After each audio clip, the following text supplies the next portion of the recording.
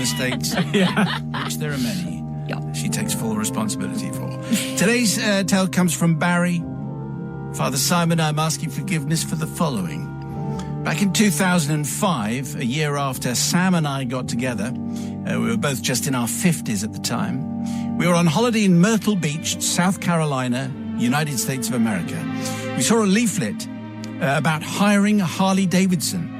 So for someone who loved motorbikes, I suggested that we hire one for the day, and my wife was very happy for us to do this. The weather was beautiful, around 25 degrees Celsius, 80 degrees Fahrenheit in American money. We booked the bike, bought our new T-shirts, and we couldn't wait. Next day after breakfast, we went to the dealers wearing the Harley T-shirts and the denim jeans to pick up a Harley Road King. The guy advised us that we had to wear crash helmets leaving the premises, but in South Carolina, crash helmets were not compulsory. Obviously, they are compulsory here. As soon as we'd left the premises, I pulled up and removed my helmet and fastened it to the bike. I put on my gold-rimmed sunglasses, fancying myself just a little, and off we went. The wind was blowing, the sun was shining. I felt like Peter Fonda in Easy Rider, and it's an old movie, Holly. Right. And I was singing to myself, Born to be Wild. It was like I was 16 all over again. We were heading for an old colonial town called Georgetown. After about an hour, I noticed it was getting dark, and I lifted my sunglasses, saw that big black clouds were ahead. It looked like we might have a bit of rain. I stopped to put on my crash helmet just as the heavens opened. It belted down. Later, we found out that it was the tail of a hurricane which had flicked the coast of South Carolina, and it certainly had a sting. We arrived at Georgetown. The first building we came to was a McDonald's, so we went in to shelter from the rain. We were soaked from head to foot. So I ordered 2 coffees and we sat down. A few minutes later, the front of house server came over to us. She was a mature lady, a bit younger than us, probably late 40s, and she started to talk to us. She picked up that our accents weren't local and asked where we were from. We said we were from England. She got so excited. She said she'd never met anyone from England before and asked us how we got to Georgetown. We said we were on holiday, and a blank look came over her. And I said vacation, and then she understood. So she really hadn't come across us before. She then told us how much she had loved Princess Diana. She asked if we'd known her, and I said, yes, of course, and I got a kick in the shins from my wife under the table.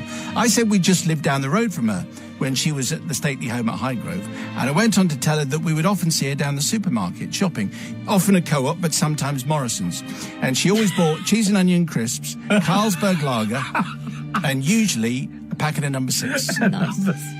I couldn't stop myself. Father Simon, the stories just flooded out. I told her our friend was in the police and was part of the Royal Protection Team, and he looked after William and Harry. The kicks were now coming regularly from Sam.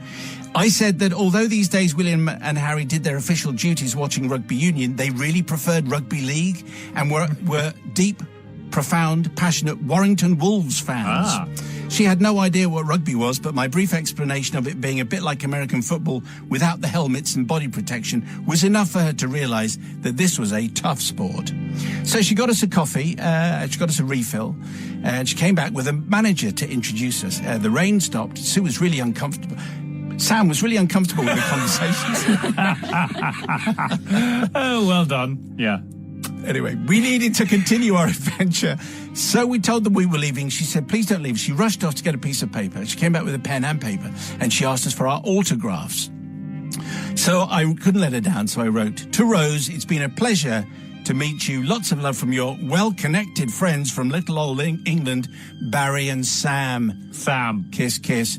I have this image of it being framed and taking pride of place on the wall of her home. So I clearly need to seek forgiveness from Rose and also from my wife, Sam, for all those little white lies, because Princess Diana did not smoke number 6 or drink Carlsberg, and she wasn't, I don't believe, a Warrington Wolves supporter. We have laughed about this many a day since, and we are married, and it was the only rain that we came across in the whole of our holiday, which is, something that we're not that interested in by the end. Not bothered about the rain, really. We don't really know about the weather. Anyway, Barry lying about royalty, which I think he can probably go to the Tower for. Yeah. But anyway, Sister Holly speaks now. Yes. I love the fact that every time we're abroad, us Brits, you go abroad and you end up in a McDonald's somehow. You just end up there. But yes, I just thought the waitress, she was so sweet and so trusting and just totally believed everything that they were saying. And I can totally imagine in maybe small town, somewhere in South Carolina, actually everyone being super trusting of each other and really believing each other. And so these guys saying these stuff, she totally believed it. She totally bought into that. And I just felt really sorry for her. I thought that was a little bit mean. I thought that was a little bit mean, Barry, and Sam maybe should have done a bit more. So yes, not forgiven, Barry. Okay, we're down one here, but always forgiving a brother from another. Yes, I thought that was very positive, Holly. Seeing the best in people, obviously, always the best idea. And clearly Barry was living his best life there, wasn't he? With his gold-rimmed sunglasses on his big Harley, doing everything, having a whale of a time. And to be honest, this digs into a very common trope with the confessions of people going abroad and then claiming to know royalty or celebrities or whatever. I love it. No problem at all with it. If they're dumb enough to believe you, then lie away. And great mention of Warrington Wolves. So for that reason, I'm going to forgive. I suspect there'll be Warrington Wolves fans saying, yep, absolutely, definitely going to